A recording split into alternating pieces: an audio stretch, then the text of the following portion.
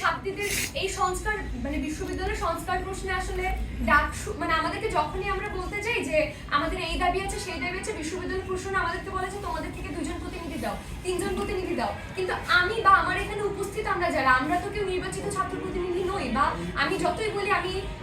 আন্দোলনকারী ছাত্রীদের প্রতিনিধি, কিন্তু আমি তো নির্বাচিত কেউ নই। তো এখানে আসলে ডাকসু নির্বাচন এই মুহূর্তে আমাদের বিশ্ববিদ্যালয়ের সার্বিক পরিস্থিতির যে কোনো দাবি দেওয়ার জন্য ডাকসু এই মুহূর্তে খুবই জরুরি, কারণ এইসব দাবি দেওয়া নিয়ে যাওয়ার জন্য আমাদের প্রশাসনের কাছে বারবার গিয়ে আমরা ফিরে আসি, সেখানে আমাদের ছাত্র প্রতিনিধি দরকার যারা আমাদের কথাগুলো প্রশাসনের কাছে আরো লাউড এবং ক্লিয়ার ভাবে তুলে ধরবে। বলেছেন যে জমির মালিকানা ছাড়া বিশ্ববিদ্যালয়ে কোনো ধরনের হল তৈরি করতে পারে না, সেই সূত্রে আমরা দাবি জানিয়েছি যে আলাদাভাবে যাতে হোস্টেল করা হয় ছাত্রীদের জন্য, অস্থায়ীভাবে বিশ্ববিদ্যালয়ের সংলগ্ন এলাকাতে কোনো ভবন ভাড়া নিয়ে যাতে শিক্ষার্থীদের অস্থায়ী আবাসনের ব্যবস্থা করা হয়। আচ্ছা, আপনারা যারা হলের বাইরে থাকেন কি কি সমস্যা যারা আমরা হলের বাইরে থাকি এই প্রশ্নে আমাদের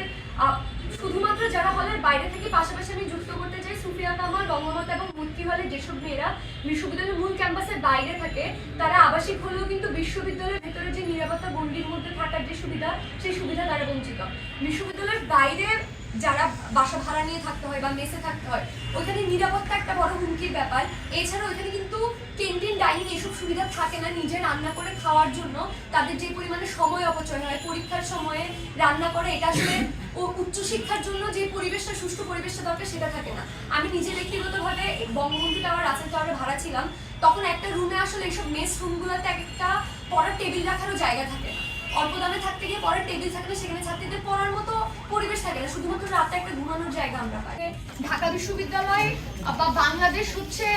পশ্চিমের বিভিন্ন দেশের চেয়ে বেশি নিরাপদ, এবং আমরা যদি বলি যে ঢাকা বিশ্ববিদ্যালয়ের ভেতরে থেকেও আমরা নিরাপত্তা চাই বিশ্ববিদ্যালয়ের ভেতরে থাকার, তখন আমাদের প্রাধ্যক্ষ স্যার বলেন যে বিশ্ববিদ্যালয়ের ভেতরেও তো আসলে আমরা নিরাপদ না, আমাদের একজন শিক্ষককে বিশ্ববিদ্যালয়ের ভেতরে টুপিয়ে হত্যা করা হয়েছে, তাহলে বিশ্ববিদ্যালয়ের ভেতরে থাকলে তোমরা নিরাপদ থাকবে এটা কিভাবে বলো? এবং আমাদের বেসি স্যারের সাথে যে আলোচনা হয় সেই